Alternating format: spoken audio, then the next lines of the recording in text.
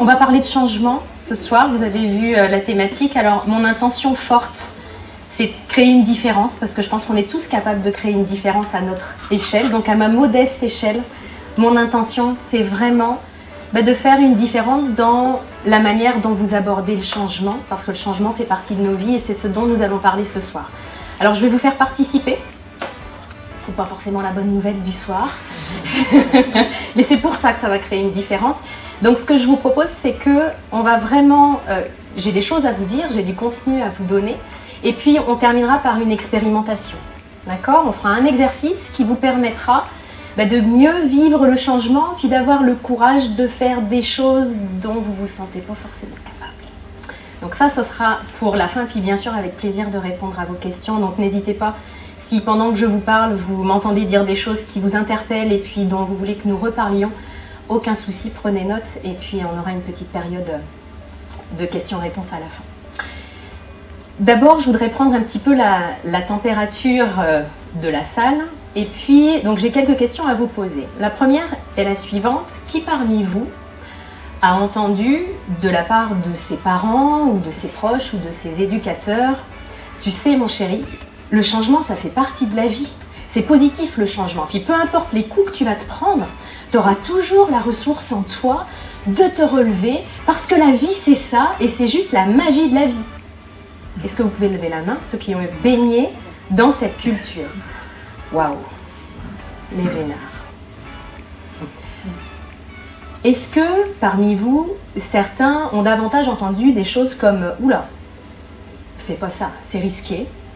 Tu sais, un tien vaut mieux que deux, tu l'auras. Parce que là, ok, mais tu sais ce que tu perds, mais tu sais pas ce que tu retrouves. Fais plutôt des choses sécuritaires, tu sais, que vont en penser les voisins? Fais surtout pas ça. » Est-ce que parmi vous, il y en a qui ont entendu des choses comme celle-ci ou s'en approchant? Est-ce qu'on peut lever la main? Ok.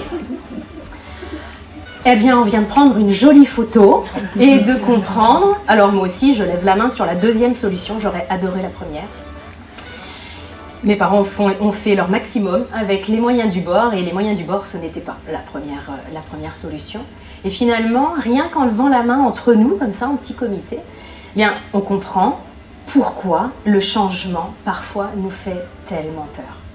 Alors que ce soit un changement choisi, quelque chose qui nous appelle, et puis on sent bien qu'il faut le faire, mais à l'intérieur, ça résiste, ou que ce soit le changement qu'on n'a pas choisi. Ma vie a changé à un moment donné où je me suis pris en pleine face un changement dont je me serais bien passée. Parce que la vie, c'est aussi nous envoyer ce type de changement. Alors, ce que j'ai envie de faire ce soir, dans un premier temps, c'est de vous conforter, si vous avez encore des doutes, que le changement fait partie de la vie.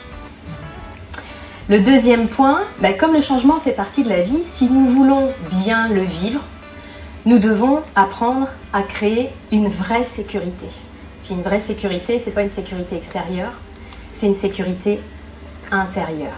Ça, c'est une clé indispensable que je n'avais pas à l'époque et qui permet vraiment non seulement de faire face au changement que je n'ai pas choisi, et également d'aller anticiper, puis d'aller créer le changement que j'ai envie de faire. Donc, pour moi, une clé fondamentale, c'est de créer notre sécurité à l'intérieur de nous. Et puis, le troisième point que je veux aborder avec vous, eh bien, c'est comment on fait ça. Parce que généralement, c'est là que ça coince. Généralement, on est en train de se dire, elle est bien gentille avec sa sécurité intérieure, mais moi, je ne sais pas comment faire ça. Donc, on ira faire un tour du côté du comment, parce que moi, je suis, Anne-Sophie le disait tout à l'heure, moi, je suis une ancienne prof de sciences, et j'aime bien les choses bien concrètes qu'on peut refaire à la maison, et puis qui parlent et qui créent effectivement le changement. Donc, dans un dernier temps, eh bien, on ira voir comment on fait pour créer une sécurité intérieure, comment on fait pour bien vivre le changement que je l'ai choisi, ou que j'ai plutôt l'impression de le subir en ce moment dans ma vie. Et c'est là que je vous donnerai un exercice pour que vous puissiez avoir le courage de faire plus facilement ce qui vous fait peur, tout simplement. Alors, dans un premier temps, pourquoi est-ce qu'on peut se permettre et pourquoi je peux me permettre d'affirmer ce soir que le changement fait partie de la vie? Pour plusieurs raisons. Première raison, qui parmi vous a l'impression d'être exactement la même personne qu'il y a 2 ans? On peut lever la main. pour ceux qui ont l'impression d'être exactement la même personne qu'il y a 2 ans. Et puis on s'en fiche de ce que répondent les autres, ça c'est une clé aussi. Si moi j'ai l'impression d'être le même, je lève la main. Il n'y a pas grand monde. Donc il semblerait qu'effectivement nous évoluions. Puis si j'avais un petit doute, si j'ai eu envie de lever la main en disant moi je suis le même ou la même qu'il y a 2 ans, mais que comme j'ai vu que personne levait la main, je me suis dit ça ne doit pas être très très approprié, je ne vais pas lever la main. Je regarde ne serait-ce que mon organisme et je comprends que nous évacuons 300 milliards de cellules par jour qui vont être renouvelées chacune à leur propre rythme. Mais ça veut dire que rien que physiologiquement, je ne suis pas la même qu'hier. Le changement fait partie de ma vie. Un autre point important, nous connaissons des lois universelles. Si je vous parle de lois universelles, vous pensez à quoi? La loi de la gravitation qui fait que j'ai les 2 pieds bien au sol. Ça régit la vie. C'est une des lois, effectivement. Est-ce que vous en connaissez d'autres? Exactement. La loi de la transformation. L'énergie reste exactement constante. Est-ce qu'il y en a... Il y en a une dont on entend vraiment beaucoup parler en ce moment et qui nous interroge beaucoup parce qu'on aimerait l'utiliser à notre avantage. Ça vous parle? La loi de l'attraction. Donc la loi de l'attraction, c'est aussi une loi fondamentale. C'est-à-dire qu'en gros, j'attire ceux qui résonnent à la même fréquence que moi. Et puis il y en a une autre, qui est un petit peu moins connue, qui est la loi de l'évolution. L'évolution, on l'a vécue à l'échelle de la race humaine, hein.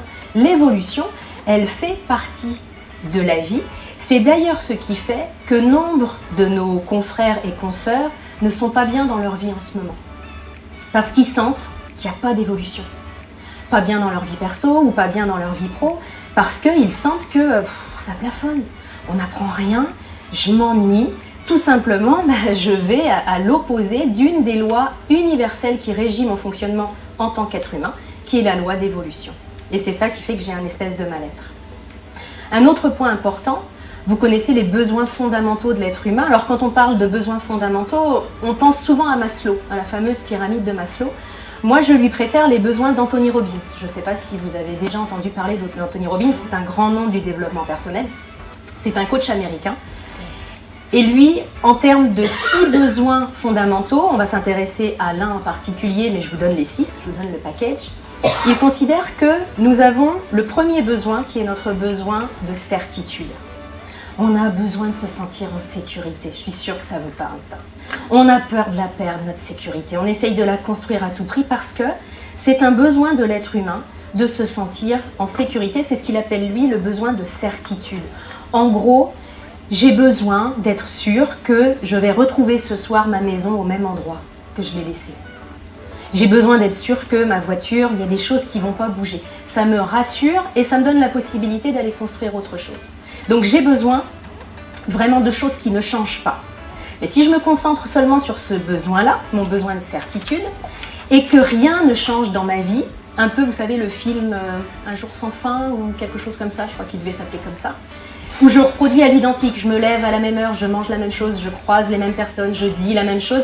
Là, mon besoin de certitude serait hyper bien comblé, on ne peut pas mieux faire.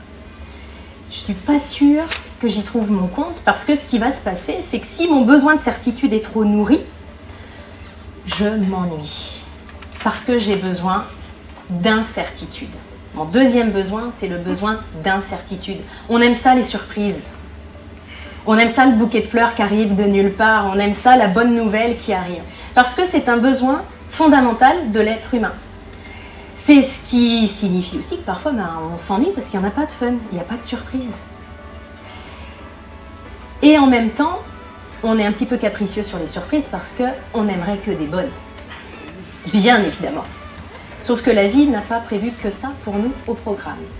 Donc le besoin d'incertitude, c'est vraiment, j'ai besoin de sentir que j'évolue tout simplement. J'ai besoin de changement dans ma vie. Donc vous voyez bien que c'est un des changements fondamentaux là également. Je vous donne les autres, juste au cas où ça vous intéresserait. Le troisième besoin, c'est qu'on a besoin de nous sentir importants. On a besoin de sentir qu'on compte pour les gens. C'est un besoin qui peut nous coûter cher parfois. Nous avons besoin aussi d'amour. Bah oui. Et puis de connexion. Alors d'amour avec un partenaire de vie, d'amour avec nos enfants, d'amour avec des amis, mais on a besoin de donner et de recevoir de l'amour. Ça compte aussi pour nous. Nous avons aussi besoin de croissance.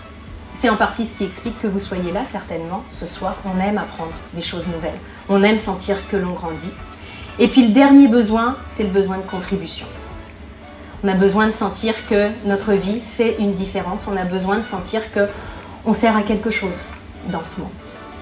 Donc finalement, le changement fait partie de la vie. Et encore une fois, comme je le disais en introduction, sous quelque forme qu'il se présente. Parce que finalement, le changement peut provenir soit de quelque chose que j'ai envie de faire, il va falloir que je trouve le courage de faire ça, le courage de passer à l'action, mais le changement, ça peut aussi bousculer ma vie. Le changement, ça peut être une maladie, le changement, ça peut être un divorce, ça peut être un décès, ça peut être tout un tas de choses parce que la vie est parfois douée, entre guillemets, pour nous envoyer la chose à laquelle on ne s'attendait pas du tout. Et finalement, il y a quand même des points communs. Alors on est bien d'accord que ce sont deux types de changements différents, hein, quand je le choisis ou quand j'ai l'impression de le subir. Mais en même temps, je peux développer des compétences, je peux développer ma résilience, je peux développer tout un tas de choses qui vont m'aider dans l'une ou dans l'autre des formes de changement. Que je le subisse ou que je le choisisse, je peux développer des choses qui vont vraiment m'aider. Et ces choses qui vont vraiment m'aider, eh bien, à mon sens, c'est la vraie sécurité intérieure. C'est-à-dire qu'en gros, il se passe quoi? Et ça a été mon cas pendant plusieurs dizaines d'années. Il se passe que si j'ai peur du changement, moi j'étais une trouillarde affreuse du changement. J'essayais de sécuriser ma vie au maximum. Vous savez, j'étais le style de personne qui a une assurance vie, une assurance maladie, une assurance des garanties accidents de la vie. J'avais essayé, moi, de m'assurer sur tout, genre je verrouille. Moi, je croyais qu'en verrouillant, il ne pouvait pas m'arriver grand-chose. C'était sous-estimer la puissance de frappe de la vie, parce qu'en fait, ça ne fonctionne pas comme ça. Et justement, j'allais sécuriser vraiment au maximum, puisque j'avais un poste dans la fonction publique. On ne peut pas faire plus sécuritaire que le poste que j'avais. C'est vrai que je ne risquais pas grand-chose, même pas de m'éclater dans mon travail, parce que manifestement, c'était pas ma place. Mais mon besoin de sécurité était bien comblé, j'avais sécurisé les choses. C'était sans compter justement sur la vie, qui m'a envoyé ce que j'appelle un cadeau mal emballé. Je suis certaine que parmi vous, vous avez tous reçu à un moment donné dans votre vie un cadeau hyper mal emballé. Tellement mal emballé que ça peut même choquer qu'on emploie le mot cadeau. Et moi, je l'emploie aujourd'hui parce que c'était il y a 8 ans maintenant et que je suis capable de voir à quel point ça a transformé ma vie. Ce changement-là, cette bascule, elle a eu lieu le 18 octobre. Bientôt, date pour date, nous y sommes, le 18 octobre 2010. Le 18 octobre 2010, mon mari arrive à la maison. Il me regarde avec une tête. Jamais il m'avait regardé avec cette tête-là. Il se met à genoux.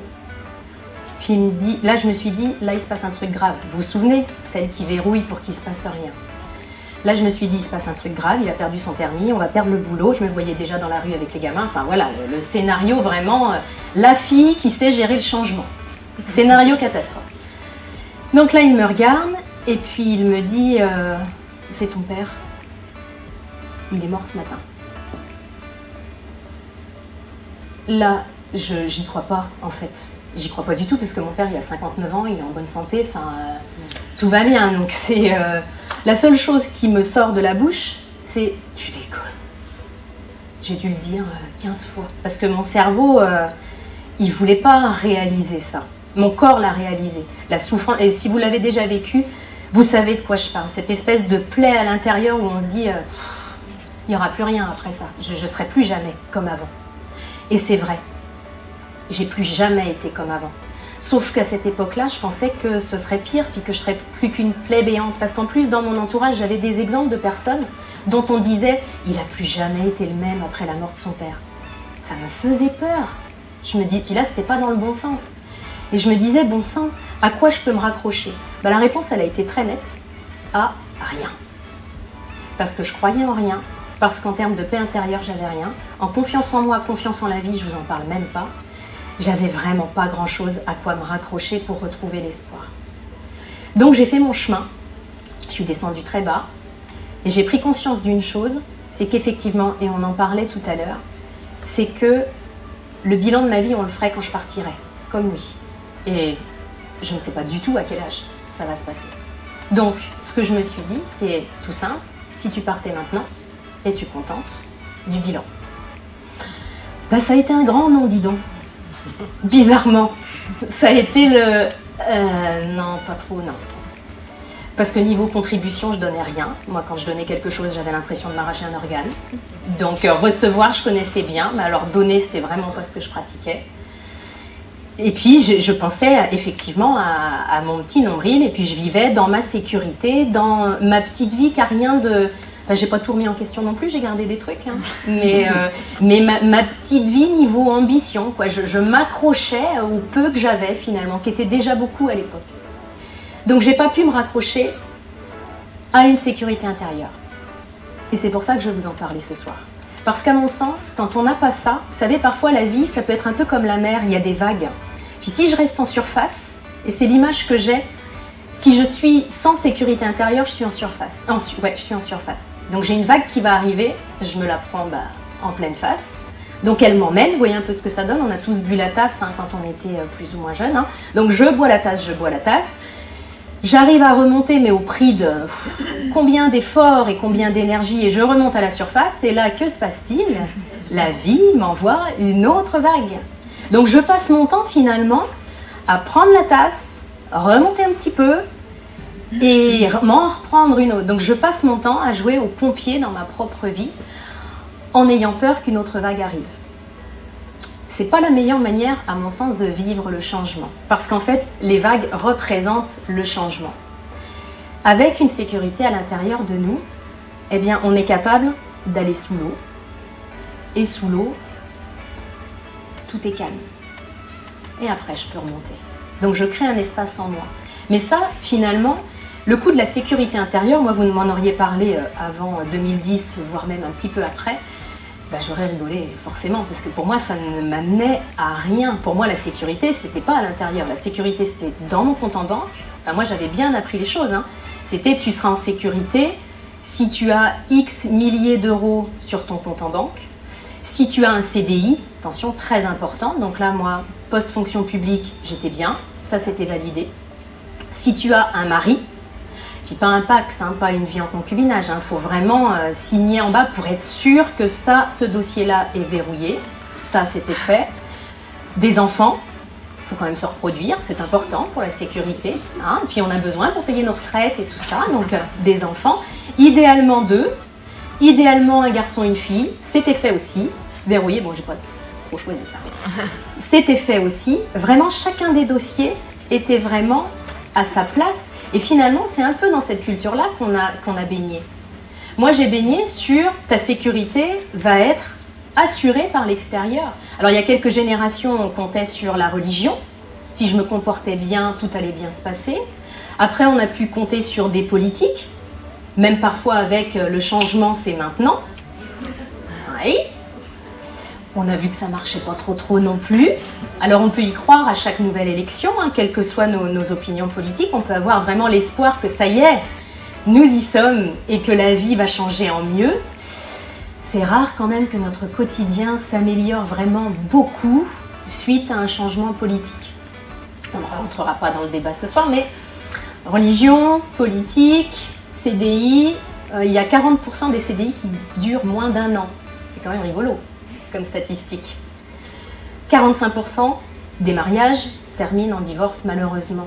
Donc on voit bien que finalement, tous les espèces de curseurs, parce que moi, dans ma génération, on a été baigné en disant « Ok, travaille bien à l'école, t'auras un travail, t'auras un CDI, t'auras de l'argent, t'auras ta maison, achète-la », je n'ai pas parlé de la maison, mais oui, il faut acheter, hein, pas à location surtout. Donc achète ta maison, fais tes 2 enfants, achète un camping-car, un labrador et ça y est. On est bien.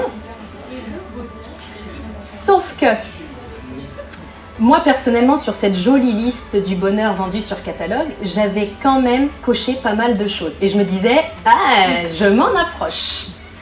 J'avais pas le camping-car, pas le labrador, mais on était peut-être pas loin. Donc, je me disais, le bonheur, c'est pas loin en tout cas. Si c'est pas maintenant, c'est pas loin. Et puis je me suis aperçue que, bizarrement, toute cette sécurité extérieure, cet argent sur le compte en banque, ce poste qui ne me plaisait pas mais auquel je m'accrochais puisqu'il me fallait quelque chose de sécuritaire, tous ces espèces de curseurs ne suffisaient pas à me combler, ne suffisaient pas à me dire « t'es heureuse là, puis t'es sereine ». Au contraire, parce que finalement, et c'est le cas de la plupart de nos attaches extérieures, de nos critères extérieurs de sécurité, plutôt que de nous donner la liberté, ils nous menottent. Parce que dans un premier temps, souvent, j'ai peur de ne pas l'avoir. À une époque, moi j'ai eu peur de ne pas avoir de mari. Puis j'en ai attrapé un, dis donc. Quand je l'ai eu, j'avais peur de le perdre. Ça peut faire la même chose avec un CDI. J'ai peur de ne pas trouver de boulot. J'en ai un, schlac, je m'y attache. C'est ça qu'on appelle un attachement. Je m'y attache parce que je me dis, celui-là, il ne faut pas que je le perde. Et même si c'est un job qui ne me plaît pas trop, faut bien payer ses factures, je vais m'y attacher quand même. Finalement, quand j'ai mon job, la figure est la même, j'ai peur de le perdre. Et parce que j'ai peur de le perdre, je vais pouvoir dire oui à pas mal de choses. Donc en fait, tous mes curseurs extérieurs de sécurité ne font que créer finalement des attachements. Et aujourd'hui, ce qui se passe, parce qu'on est rentré dans une nouvelle ère, j'en ai pas parlé, mais on en entend beaucoup parler de l'ère du Verseau. Vous entendez parler de ça aussi, qui a changé en 2012, on est vraiment dans l'ère de la révolution. En gros, pour résumer, la révolution, c'est quoi ? Avant, on essayait d'en faire le plus possible et d'avoir le plus possible pour être quelqu'un. Aujourd'hui, on s'aperçoit que ça ne fonctionne pas, parce que même si j'en fais beaucoup, même si j'ai beaucoup, moi je rencontre beaucoup de personnes, et j'en faisais partie, qui me disent « Nathalie, je ne sais même pas qui je suis. Parce que ça fait des années que je fais semblant, parce que ça fait des années que j'ai peur de déplaire, parce que ça fait des années que je ne m'écoute pas, que je vis ma vie et donc mon rapport au changement, finalement, petitement, sans être consciente de tout mon potentiel.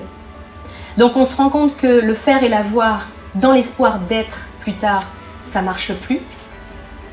Et là, on est dans le « non, il faut que j'apprenne à être ». Et parce que je vais être, je vais pouvoir faire des choses et je vais pouvoir avoir des choses. C'est pas incompatible. L'être et l'avoir ne sont pas incompatibles pour moi. Donc c'est un vrai changement de paradigme, ça. C'est un vrai changement de manière de penser et ça bouscule. Parce que la vie, elle nous emmène là-dedans. À mon sens, ce qui se passe, et je ne suis pas la seule à le dire et à avoir cette compréhension, à mon sens, en ce moment, ce qui se passe, c'est que tout ce à quoi je suis attachée, d'accord, le boulot qui ne me plaît pas, là, mais je serre les dents et puis j'y vais quand même, la vie me tape sur les mains en disant « mais vas-tu lâcher ?» Alors comment elle me tape sur les mains ? Elle me tape sur les mains avec un burn-out, par exemple. Elle me tape sur les mains avec je déclenche une maladie professionnelle. Je sais que je ne suis pas faite pour ce boulot-là, mais je m'acharne et tiens, bingo, c'est mon corps qui me dit « tu arrêtes maintenant. Tu fais autre chose, c'est pas ça ton chemin. » Donc en gros, puis là ce sont que quelques exemples, mais la vie, dans chacune de nos existences, est en train de nous dire « vas-tu lâcher ?» Pas parce qu'elle est malveillante, pas parce qu'elle veut nous faire souffrir, simplement pour nous faire comprendre que notre bonheur, notre paix de l'esprit, notre bien-être simplement, aujourd'hui, demain, parce que ça se construit chaque jour ça, il n'est pas là-dedans en serrant les dents et en disant non, je ne lâcherai pas. Parce que je peux faire ça aussi avec une expérience. Moi, j'ai eu envie de faire ça avec le deuil de mon père. Vraiment. Je me suis accrochée. Je me suis accrochée à mon chagrin. Je me suis accrochée à plein de choses. Je me suis accrochée à mes pourquoi. Pourquoi ? J'en ai cherché des pourquoi. Et à un moment donné, je me suis dit, mais la réponse à mon pourquoi, c'est juste parce que.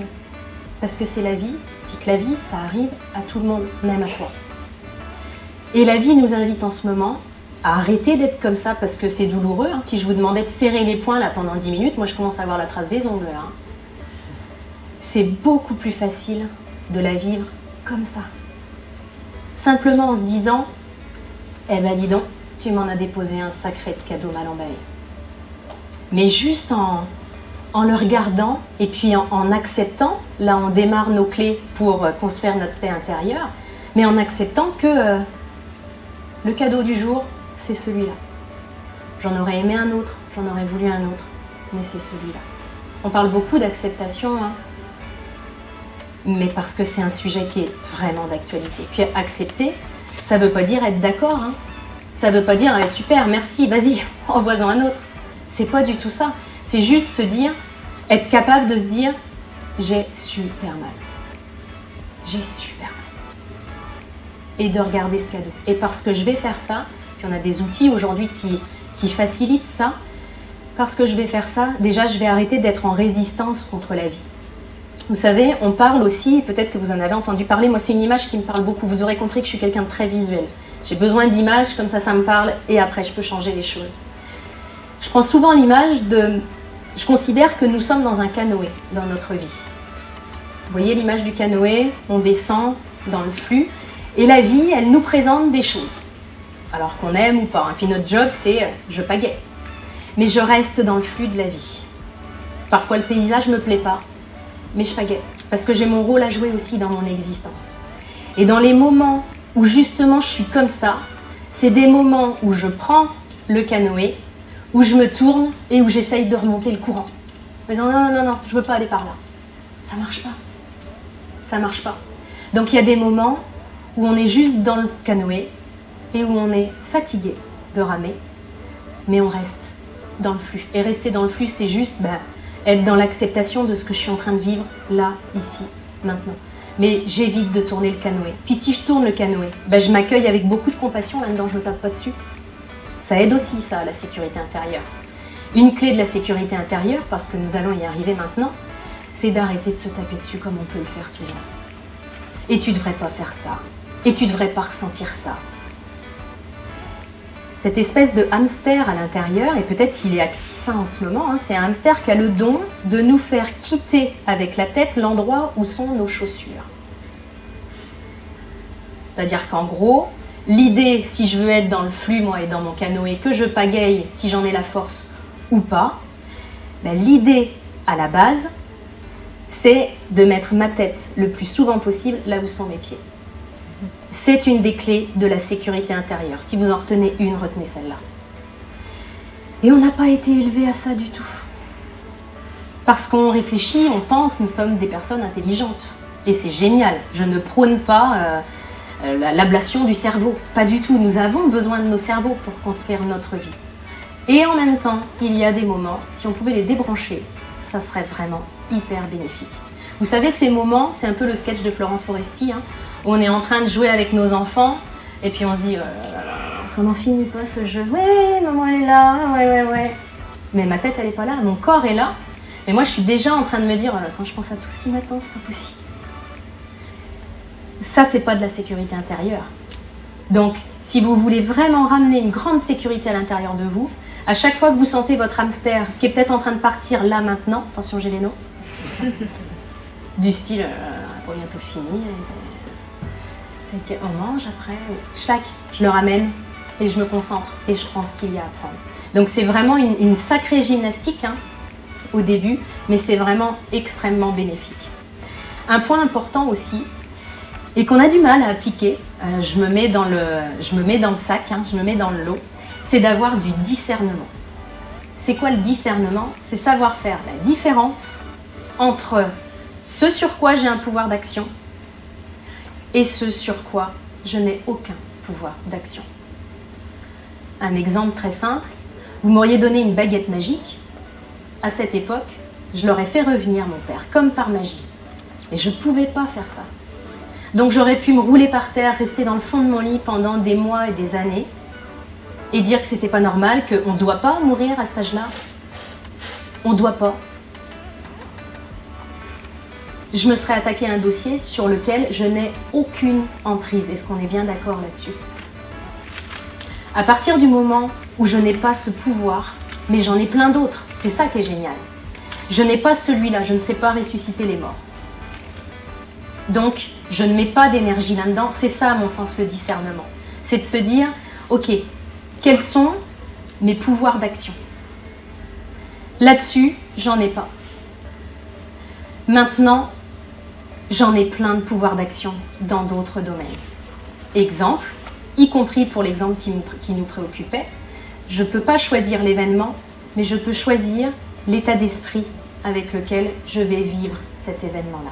Je Je peux choisir l'état d'esprit parce que la force de la pensée, on la connaît, puis la physique quantique le prouve aujourd'hui. C'est pas quelque chose, quand on parle de la pensée et quand on parle du pouvoir de l'esprit, c'est pas quelque chose réservé à une bande d'illuminés en toge orange dans des grottes qui font des miracles, etc. Non, la physique quantique aujourd'hui prouve et démontre que la pensée et l'esprit de l'observateur a une influence sur le résultat de l'expérience. Moi, ça me parle.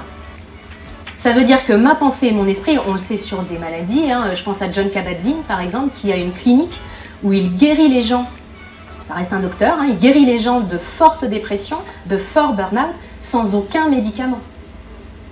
L'esprit, la pensée, la méditation, c'est tout ce qu'il utilise. Donc on le sait aujourd'hui, et il y a une vraie curiosité à avoir de se renseigner, de s'ouvrir un petit peu, comment, avec le cadeau mal emballé que là j'ai dans ma vie, comment est-ce que je peux faire pour finalement adopter un état d'esprit qui va me permettre de m'en tirer au mieux. Dans le style des images visuelles dont je vous parlais tout à l'heure, moi je suis une grande joueuse. J'adore jouer, j'adore m'amuser. Et je trouve que nous ne jouons pas assez dans nos vies. Et pour moi, la vie, c'est ça, c'est exactement un jeu. Alors quand, effectivement, j'ai traversé ce décès, puis il y a eu d'autres choses, j'étais en train de jouer, puis la vie est venue et elle m'a retiré mes cartes. Il y a des cartes qu'elle m'a piquées dans mon jeu. Et je ne pouvais rien faire pour récupérer ces cartes-là. Mais ma partie n'était pas finie.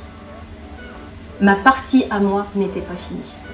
Donc ce que je pouvais choisir, c'est comment m'en sortir au mieux et profiter de ma partie avant qu'elle soit finie avec mon nouveau jeu de cartes. Il fallait que j'accepte de regarder mon nouveau jeu de cartes. Et avant de faire ça, il a fallu que j'accepte d'aller mal, simplement. Juste d'aller mal. Ça aussi, c'est de l'acceptation. Parce qu'on est doué, avec notre petit hamster, pour se coller la pression, pour mettre des façades, pour faire semblant que tout va bien. Alors que non, tout va pas bien. Mais on a peur de se montrer vulnérable.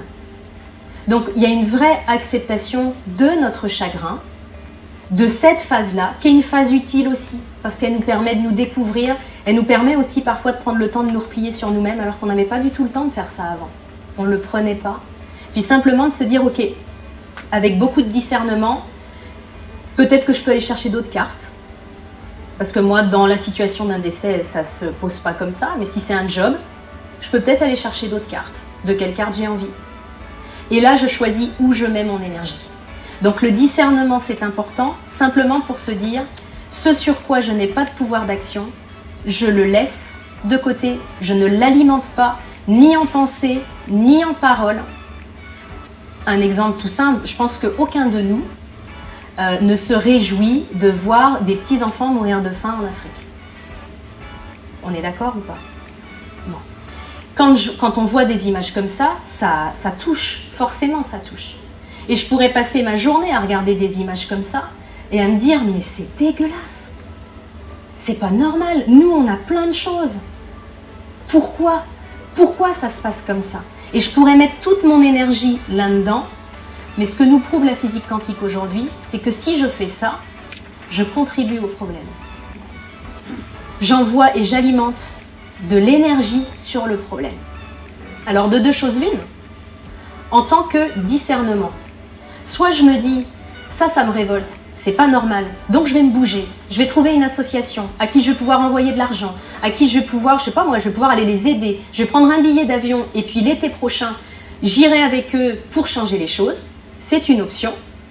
Mais si je sais pertinemment que, non, je vais pas prendre un avion parce que j'en suis pas là, puis que c'est pas ma mission première, c'est tout, et ça se juge pas. C'est pas que je suis quelqu'un de pas bien. Est-ce que dans votre enfance ou dans votre éducation, on vous a appris à écouter ce que vous ressentez, écouter ce qui résonne en vous? Est-ce que quelqu'un a eu ce type d'enseignement à l'école ou à la maison?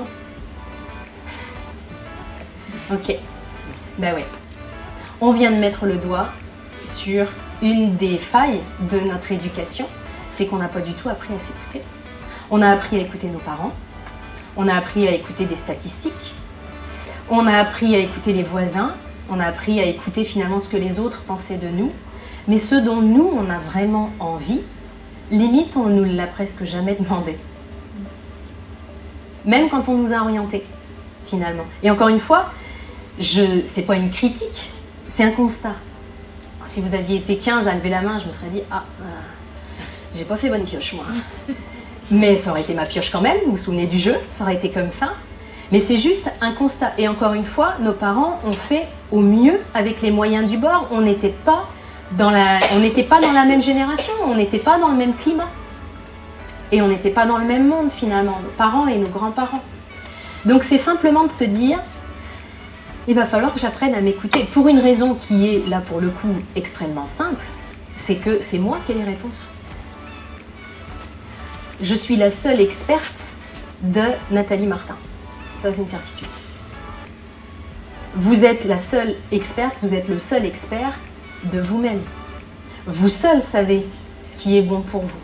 Vous seul savez quelle est votre voie. Sauf que moi, je rencontre énormément de personnes, et moi, j'en faisais partie, qui me disent « Mais tu rigoles, je sais pas moi. Je sais pas ce que je veux, je sais pas dans quelle direction aller. » C'est normal. C'est normal parce qu'en fait, à l'intérieur de vous, il y a une espèce de petite voix qui m'aurait d'envie qu'on l'écoute, un tant soit peu. Sauf qu'à l'intérieur, ici, là, c'est le bazar, c'est une discothèque. Il y a du bruit tout le temps. Ambiance boîte de nuit. Il faut que je fasse ça, bah non mais je peux pas faire ça, bah t'imagines, et puis si ça se passe mal, il faut que je fasse ça, je voudrais changer de boulot, bah ouais mais non mais tu peux pas, tu penses, les enfants, gna gna gna gna gna. Boîte de nuit. Et à l'intérieur, là, ce qui résonne vraiment, c'est un petit murmure. Donc c'est pas que le petit murmure, il parle pas. C'est que je peux pas l'entendre. C'est le souk là-dedans. Donc pour vraiment avoir des réponses qui ne sont pas des réponses de l'extérieur, moi la première, pour mes clients, j'ai pas leur réponse. Est-ce que tu dois divorcer ou rester? J'en sais rien. Je vous jure que parfois on me paierait très cher pour s'asseoir et puis que je dise oh, toi, c'est très simple, faut que tu divorces. Merci. Je vous donne combien? Je vous jure que c'est comme ça que ça se passe souvent. Ce qui est compliqué, c'est de reprendre les clés de notre propre vie en se disant c'est à moi de prendre la décision là. C'est à moi de... Ouais, c'est à toi. C'est flippant parce que c'est à toi. Donc il faut que tu prennes le risque de te tromper. Parce que ça aussi, se tromper, c'est quand même super grave. Alors que non, on en a déduit dans notre expérience et dans notre éducation que d'un côté, il y a la réussite et que de l'autre, il y a l'échec. Donc on a peur de prendre cette route-là. On se plante. L'échec et la réussite, ils sont sur la même route. C'est parce que je vais traverser l'échec qu'après je vais pouvoir réussir. Dans l'échec, je vais apprendre. Ok, ça va être douloureux, mais mon ego, ça va le remettre à sa place un petit peu. Ça fait pas de mal des fois des petites claques. Ça apprend aussi l'humilité, on en a besoin. Donc s'écouter, c'est hyper important. Ce qu'on peut faire pour s'écouter, c'est deux actions. Je vous disais, il y a un petit murmure. Et puis il y a le Bronx. Moi, je vous propose 2 leviers. On monte le son sur le murmure et on baisse le son sur le Bronx. Et à un moment donné, je vais entendre. Alors quand je dis je vais entendre, souvent, et puis moi ça c'était un de mes fantasmes, j'aurais rêvé un matin de voir une grande lumière blanche descendre sur moi avec une grosse voix qui me dise « Nathalie, c'est ça la voix ». Là je dis oui. Là je la suis. Là je suis ok pour le changement moi. Si ça me prend comme ça et puis que ça me montre la voie, oui, je suis partante. Ça m'est jamais arrivé. Alors, je suis ouverte à tout, hein. Je dis pas non, mais j'ai préféré mettre en place d'autres méthodes, juste au cas où le coup de la lumière blanche et de la grosse voix ne viendrait jamais. Ces méthodes-là, elles sont finalement pas compliquées et je suis certaine que vous les avez déjà expérimentées. Qui parmi vous s'est déjà dit, quand il avait quelque chose à faire, une action parfois même petite, qui parmi vous s'est déjà dit « ce coup-là, je le sens pas ». C'est arrivé à quelqu'un? Vous voyez que votre murmure vous parle. Il vous parle, sauf que parfois c'est « ce coup-là, je le sens pas ». Et puis là, il y a mon petit hamster qui me dit « mais tu rigoles, tu vas pas dire non ? Attends, qu'est-ce qu'elle va penser? Elle t'a déjà dépanné et puis Parce que parfois c'est un service qu'on va me demander, c'est une petite invitation, ça se joue sur des petites choses. Vous savez, le petit coup de fil le vendredi soir, vous avez fini votre semaine, vous n'avez qu'une envie, qu'un besoin, c'est de vous poser avec votre famille. Et là, il y a le coup de fil de belle-maman, par exemple, qui veut débarquer, manger, etc. Puis à l'intérieur, ça fait un grand nom. On voit tous à quoi ça ressemble, le grand nom, quand ça le fait. Ok. Et là, il y a le petit hamster qui se met en route, puis on s'entend dire « Oui, vous voulez ?» Et là, on raccroche, et le hamster se remet en route, en disant « Elle s'emmerde pas, celle-là. Un vendredi soir, elle sait très bien que j'ai qu'une envie, c'est d'être tranquille et de pas la voir. Mais tu parles, elle m'appelle, puis je sais bien pourquoi elle m'appelle, tiens, c'est pour me faire suer, de toute façon, elle cherche que ça. » Vous voyez le hamster? Alors qu'en fait, on n'est pas en colère contre belle-maman, on est en colère contre nous. Parce qu'à l'intérieur, ça a fait un grand non. Et que la bouche, elle a fait un gentil petit oui. Parce qu'on a appris à être des gentilles petites filles, puis des gentils petits garçons, qui se préoccupent beaucoup des autres. Ne cherchons pas pourquoi on n'arrive pas à nous écouter nous-mêmes. Donc ça se rééduque, c'est ça la bonne nouvelle. Parce que moi, je vous promets que ça, c'est du vécu, pas de problème. Même dans mon poste d'ailleurs, quand j'y repense, moi je m'étais toujours dit tout sauf prof. 15 ans. Pourquoi? Parce que j'ai reçu un appel. Vous voudriez pas aller faire un remplacement N'y va pas, n'y va pas. Là. Oui, y va. Ça a duré 15 ans. Donc, notre petit murmure, il nous parle tout le temps. Il faut juste apprendre que j'ai pas mal au ventre à cause de belle-maman. J'ai mal au ventre parce que mon corps tout entier me dit « Écoute-toi, prends soin de toi, prends soin de tes besoins, c'est important. » Alors maintenant, il faut avoir le courage. Il faut avoir le courage de dire « Écoute, ça aurait été avec plaisir, mais là j'ai qu'une envie et qu'un besoin, je suis crevée, j'ai vraiment besoin de me reposer ce soir. » La semaine prochaine, si tu veux. Ça s'apprend. C'est un muscle. Ça s'appelle le muscle de l'authenticité. Juste d'apprendre à dire des vrais oui et des vrais non. On n'arrive pas, et j'ai une expérience avec une de mes clientes à ce sujet, pas plus tard que cet après-midi. Un grand frein pour moi au fait d'apprendre à dire non, un grand frein pour moi au fait d'apprendre à vraiment s'écouter, qu'est-ce qui est bon pour moi, qu'est-ce qui est présent pour moi, c'est qu'on se sent obligé de se justifier. Qu'est-ce qu'on a appris à baratiner, mais c'est incroyable. Je peux pas parce que tu comprends, ma grand-mère, Et puis ça passe bien, en plus. Ça passe bien puisqu'on fait tous pareil. Ça, c'est une clé d'une puissance stupéfiante d'arrêter de se justifier. J'ai une de mes coachs qui me disait « Non est une phrase complète ». J'ai eu du mal à... Je lui ai fait répéter plusieurs fois, alors je vais vous la répéter aussi. « Non est une phrase complète ». Alors on se mord un peu les joues parce qu'on voudrait continuer en disant « Non, je peux pas parce que tu comprends, gna gna ». Parce qu'on se justifie et on espère que l'autre va comprendre, parce que s'il ne comprenait pas et puis qu'il en venait à pas nous aimer, l'horreur. Je ne serais alors pas aimée de tout le monde. Quelle horreur!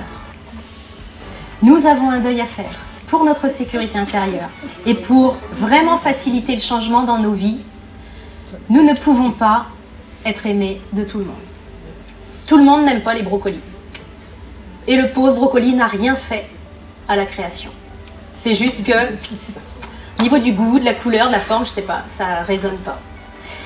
Eh bien, je suis un brocoli, vous êtes des brocolis, et il y a des gens qui n'aimeront pas votre goût, votre saveur, votre énergie, et c'est ok comme ça.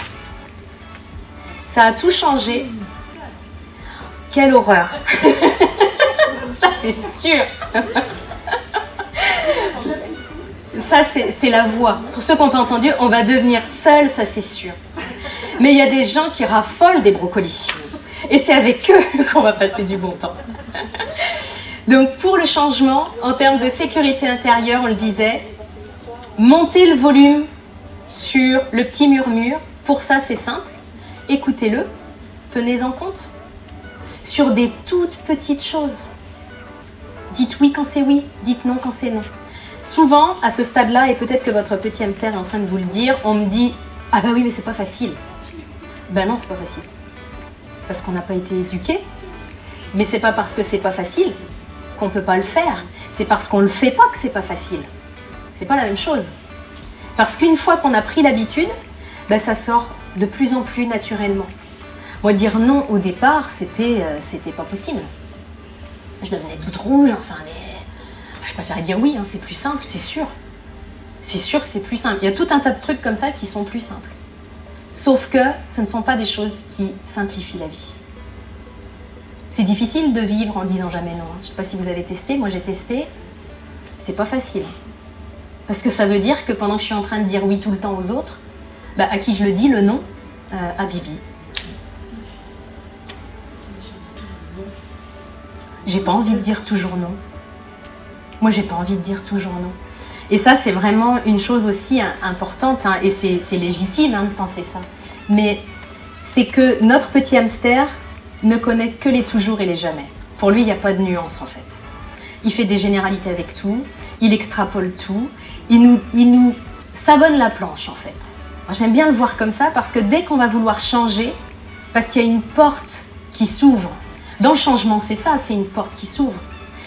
Notre hamster, lui, dès qu'il voit une porte qui s'ouvre et qui nous emmène pourtant vers le meilleur, hein, il sort une carte magique qui s'appelle la carte du oui mais.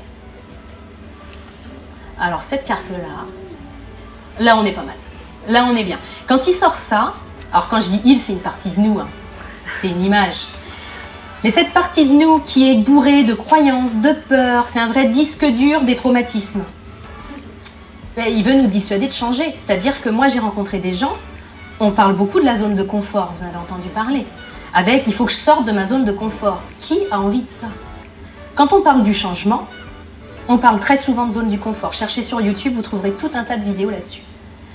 Ben moi, personnellement, quand j'entends sortir de ma zone de confort, ben, j'ai pas trop envie. Parce que je suis un être humain. Et l'être humain, il aime ça, le confort. L'être humain, il adore la facilité.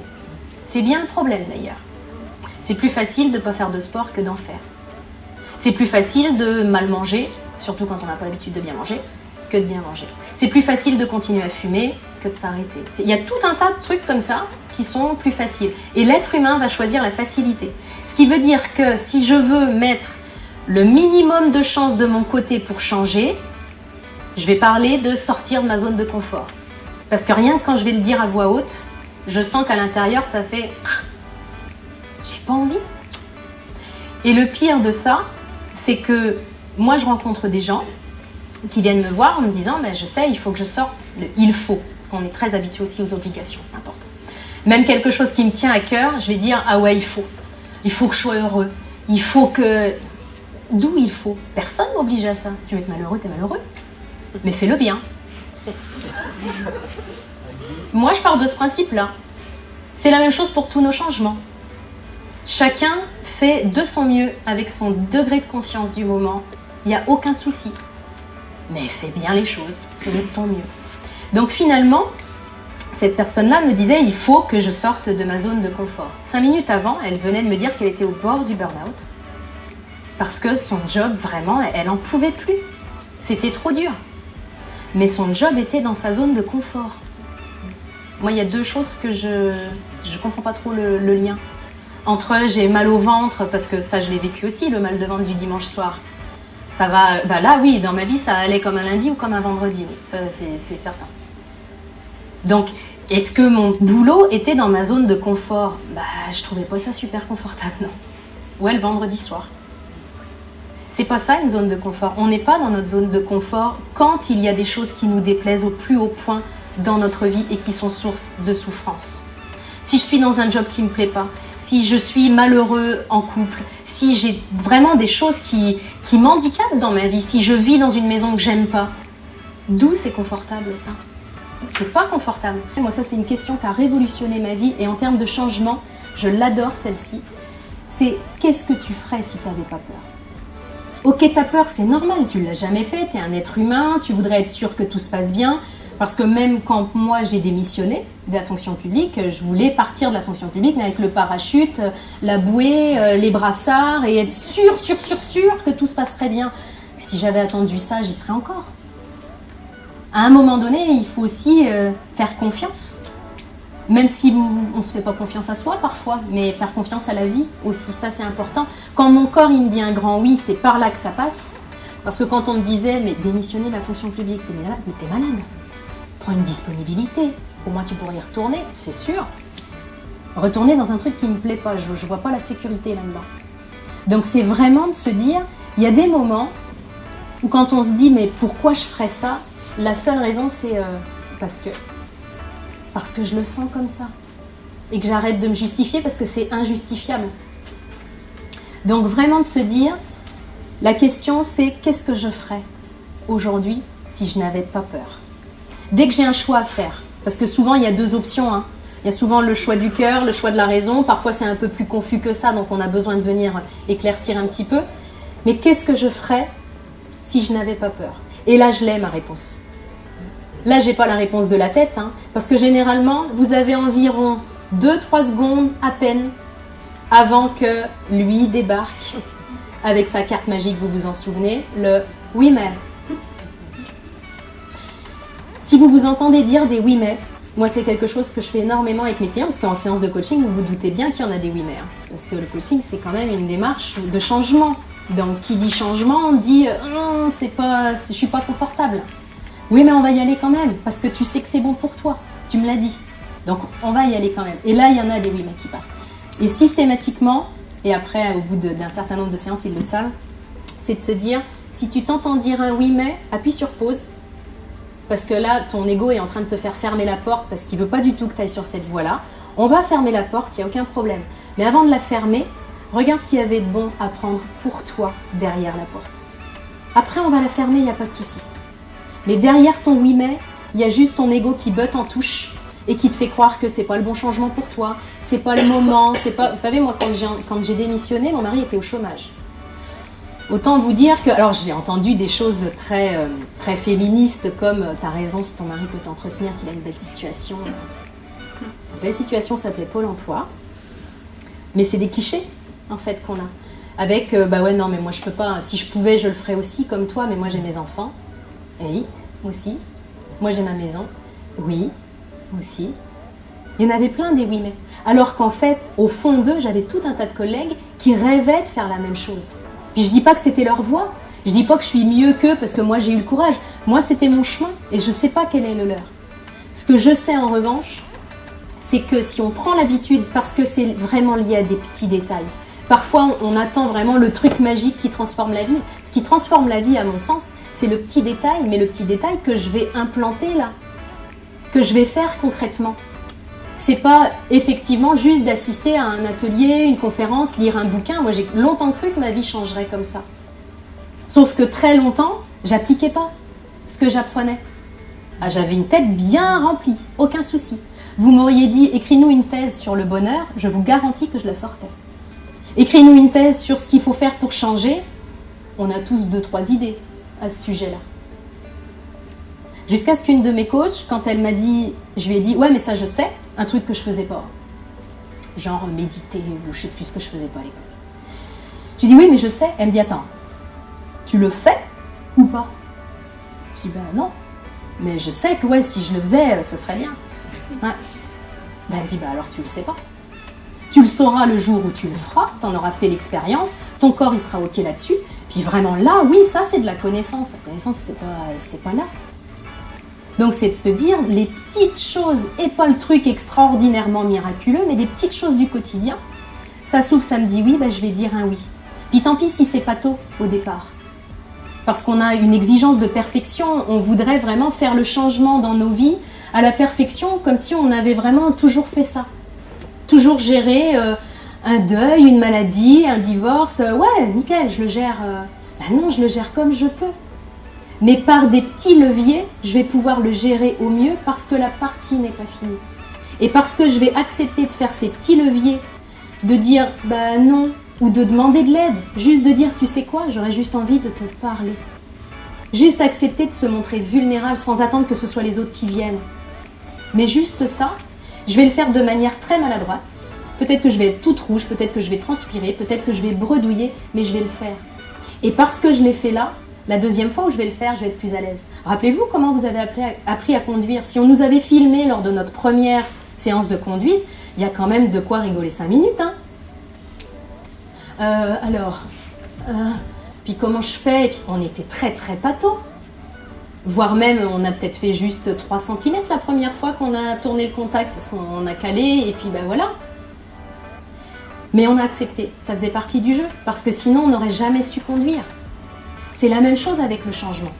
Il faut accepter d'être hyper pâteau, de ne pas tout bien faire, mais d'aller pratiquer. C'est un muscle, et le courage, c'est un muscle. Et s'écouter, c'est un muscle. L'intuition, c'est un muscle aussi.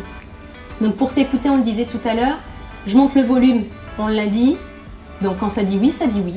J'ai le courage de le faire, il n'y a pas mort d'homme, je perds personne à cœur ouvert. Même si je suis ridicule dans la manière dont je vais dire oui, il n'y a personne qui va mourir, même pas moi. J'accepte les règles du jeu et j'accepte d'aller me muscler par rapport à ça. Parce que plus ça va aller, plus vous allez voir que, moi je suis quand même entre prof de sciences physiques et vous parlez d'écouter votre cœur, vous voyez un peu le grand écart, j'étais pas du tout là-dedans. Et ce que je vérifie aujourd'hui, c'est qu'à force de le faire, petit à petit, ça fait juste partie de nous après. C'est plus naturel. Et puis après, on a dit, ça là, on va baisser le son là-dessus. Comment on fait pour sortir de la discothèque? On multiplie les moments où justement on ramène notre tête à l'endroit où sont mes pieds. Je suis en train de faire la vaisselle, je suis en train de faire la vaisselle, je suis en train de conduire, je suis en train de conduire. Nous ne sommes pas tous des êtres illuminés. Nous ne sommes pas tous en toge orange et dans des grottes. Donc nous avons un mental qui est hyper actif et c'est normal. Mais si ne serait-ce que plusieurs fois, quelques petites secondes dans notre journée, on arrive à se dire « Non, là j'étais partie, hop, je reviens ». Là, je suis en train de créer ma sécurité intérieure. C'est vraiment un muscle. Et vous allez voir, plus vous allez faire ça, plus vous allez recevoir vraiment très clairement les « ça c'est oui, ça c'est non ». Puis plus vous allez apprendre à vous connaître, plus vous allez être sûr de vous aussi, parce que parfois on a besoin de tester le « je le sens pas ». Puis de vous, parce qu'on l'a testé aussi, hein. On le disait tout à l'heure, parfois je le sens pas, je le fais quand même. Puis après, dans 100% des cas, on n'est pas loin, on se dit ouais, je le sentais pas. Je le sentais pas. Et là, on dit la phrase magique qu'il adore, j'avais raison. Ah ouais, il adore avoir raison. Même quand il manque de courage, même quand il nous fait aller dans le mur, il se dit ah, vous avez raison. J'avais raison, c'était un mur. Il nous dit d'y aller. Et après, il est content parce qu'il a eu raison et que c'était vraiment un mur. Il est quand même assez extraordinaire, moi, il m'épate. J'ai une vraie passion pour l'ego parce que je le trouve d'une créativité infinie et quand on comprend un peu comment il fonctionne, là, on arrive vraiment à s'écouter et puis à rire de nous, pas pour se moquer, mais juste avec beaucoup de compassion parce qu'on fait de notre mieux, là encore. Donc simplement, on baisse ce volume-là. Quelque chose qui est très puissant pour baisser le volume de notre discothèque, c'est la méditation. Alors je sais, beaucoup d'entre vous savent que ça fait du bien. Beaucoup d'entre vous savent que, ah ouais, j'ai lu une étude sur on en revient à, est-ce que tu le fais? Pas pour se taper dessus, pas pour dire, ah mais t'es vraiment nul, tu vois, elle a dit de méditer. Non, on n'est pas là-dedans. Mais simplement pour se dire, et si je faisais le curieux? Lui n'est pas curieux du tout, lui il sait. Il sait que méditer c'est pas pour lui, il sait que ça marche pas, il sait que tout ça c'est... Sauf que s'il regardait un tant soit peu sur Saint Google de l'Enfant Jésus, et qu'il tapait aspect positif de la méditation, il tomberait sur des études scientifiques qui prouvent qu'effectivement il y a un impact sur la santé physique et sur la santé psychologique. Donc là, quand on se dit, c'est marrant, c'est quand même mesuré chez beaucoup de personnes. Ben pourquoi moi, je ne le ferais pas pour moi? C'est comme dans la pub, parce que je le vaux bien. Je vais aller m'asseoir 5 minutes et puis voir ce qui se passe. Alors, on se dit les choses clairement. Ce qui va se passer, c'est que lui, là, tous ceux parmi vous qui ont déjà essayé de méditer pour la première fois savent de quoi je parle.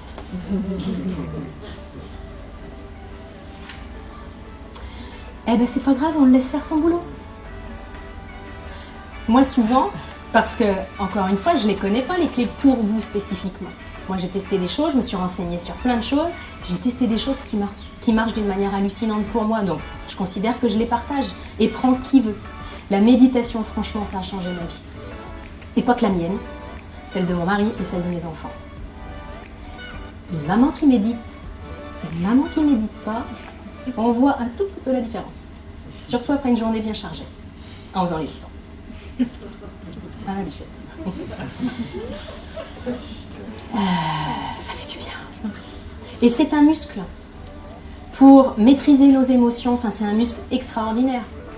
Sauf que, comme nous sommes une machine à penser, asseyez-vous 5 minutes en vous disant « il ne faut pas que je pense », vous allez vous amuser. Ne pensez pas à un éléphant rose, ça ne marche pas. Donc il ne faut pas que je pense. Quand je pense qu'il ne faut pas que je pense, je suis déjà en train de penser, on est bien d'accord là-dessus. Donc ça ne marche pas. Ça veut dire quoi? Ça veut dire que je vous invite fortement, pour vivre les périodes de changement, à tenter l'aventure de vous poser juste 5 minutes et on ne fait rien. Ça s'appelle une méditation. Puis si vous ne voulez pas fermer les yeux, vous ne fermez pas les yeux. Vous regardez une bougie, une enceinte, un bout de moquette, peu importe.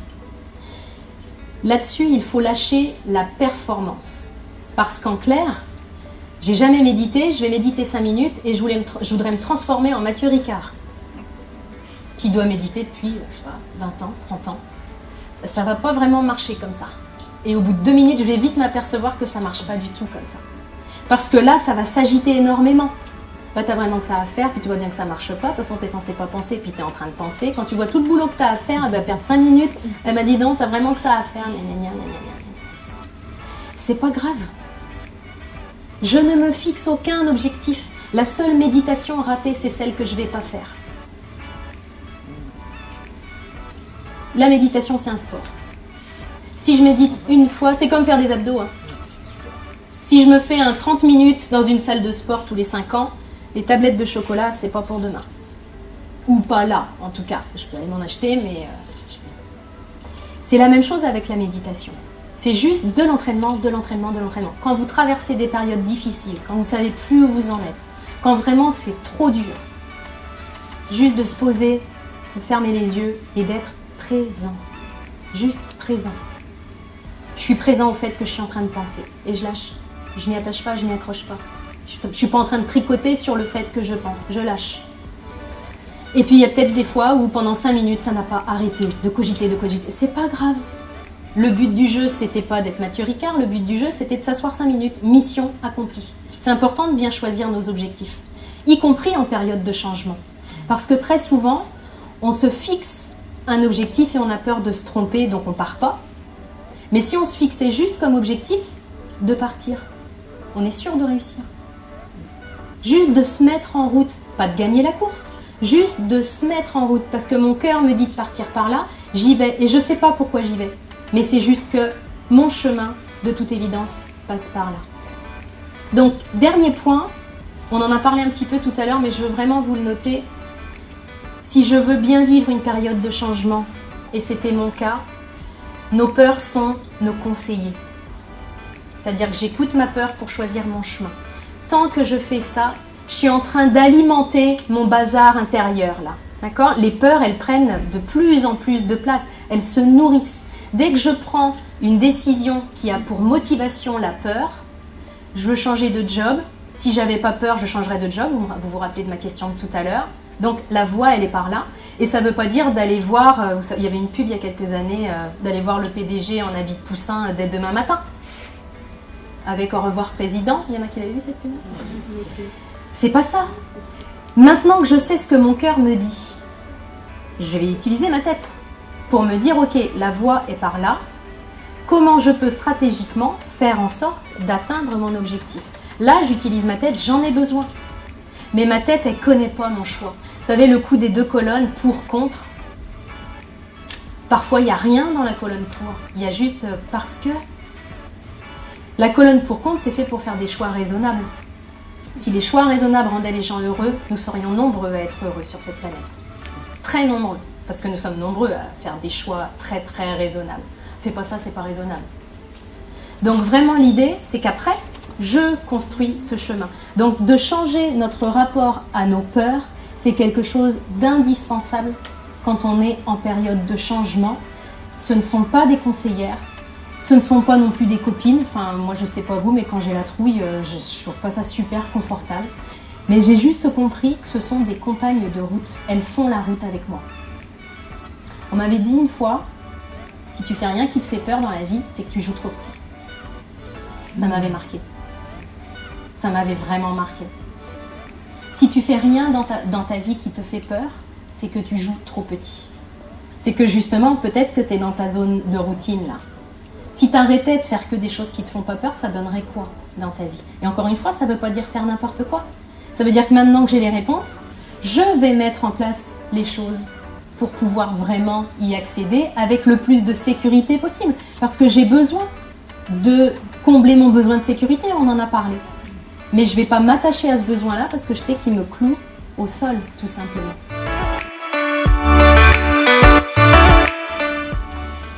Seriez-vous d'accord pour faire une petite expérimentation d'un outil que je vous donne et que vous pouvez utiliser pour faire des choses un peu culottées? Des choses où vous diriez, si j'avais pas peur, c'est ça que je ferais, seulement j'ai peur. Vous allez vous lever pour pouvoir le faire. Donc, vous vous levez, vous êtes debout et vous allez juste vous assurer d'être capable de faire un grand pas devant vous tout à l'heure. Maintenant, je vais vous demander, pour pouvoir faire l'exercice, nous avons besoin de quelque chose que vous avez besoin de faire en ce moment dans votre vie. Ça peut être une décision que vous avez à prendre, ça peut être parler en public, ça peut être, je sais pas moi, demander un rendez-vous pour une rupture conventionnelle, ça peut être, peu importe, vraiment une action où vous savez que ça passe par là, mais vous donneriez cher pour pas avoir à le faire. Vous donneriez cher pour vous réveiller avec cette action déjà faite parce que vous sentez que rien que le fait de penser à cette action-là, ça fait comme quelque chose qui n'est pas super confortable. Je vais juste vous demander de fermer vos yeux. Vous allez penser à l'action que vous avez à faire. Simplement en étant attentif à ce qui se passe dans votre corps quand vous vous apprêtez à faire cette action-là. Simplement en étant attentif à ce qui n'est pas confortable, justement. Comment ça se place le côté pas confortable dans votre corps? Où est-ce qu'il est? Vous regardez bien, vous gardez votre expérience. Est-ce que vous avez un ressenti particulier? Qu'est-ce qui se passe en gros dans votre corps quand vous vous apprêtez à faire cette action-là? Et maintenant, vous allez penser tout en gardant vos yeux fermés. Jusqu'à la fin de l'expérience, vous gardez vos yeux fermés pour être bien en contact avec ce que vous envoie comme message votre corps. Maintenant, vous allez penser à une personne que vous connaissez bien ou pas. Ça peut être une personnalité connue que vous n'avez jamais croisée ou une personne de votre entourage. Vous allez penser à une personne, quelle qu'elle soit, qui, si elle avait cette action-là à faire, la ferait, mais alors très facilement. Allez chercher comme un modèle, comme quelqu'un finalement, qui n'aurait aucun souci à faire l'action que vous vous apprêtez à faire. Et cette personne, vous allez la voir de dos devant vous, à peu près 1 mètre de vous. Vous voyez cette personne de dos, cette personne qui aurait 100% confiance en elle de faire cette action-là ou de vivre cette expérience. Puis juste, vous allez regarder un petit peu comment elle se tient, à quoi elle ressemble. Vous la voyez de plus en plus clairement, juste devant vous, de dos.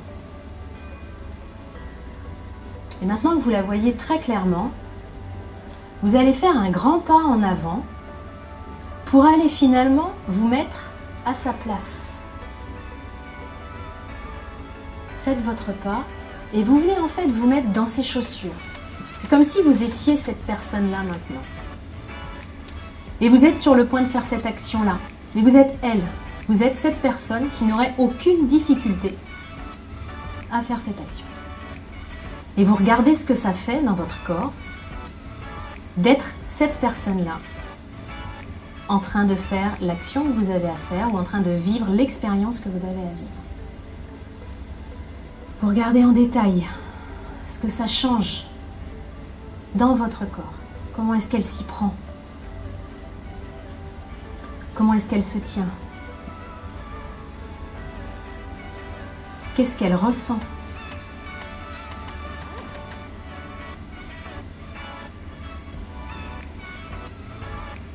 Et vous allez simplement demander à vos cellules de se souvenir de ce que ça fait d'être cette personne-là en train de poser cette action. Simplement pour garder en mémoire ce que ça fait d'être cette personne-là en train de poser cette action.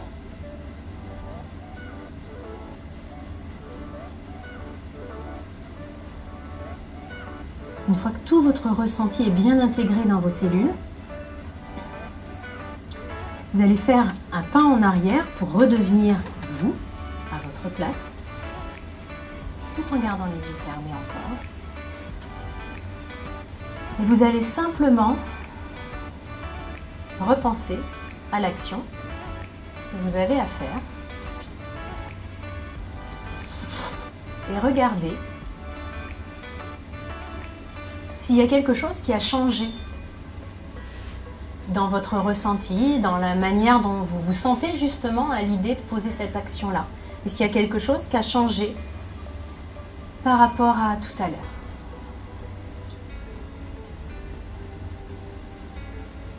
Vous inspectez bien votre corps en détail.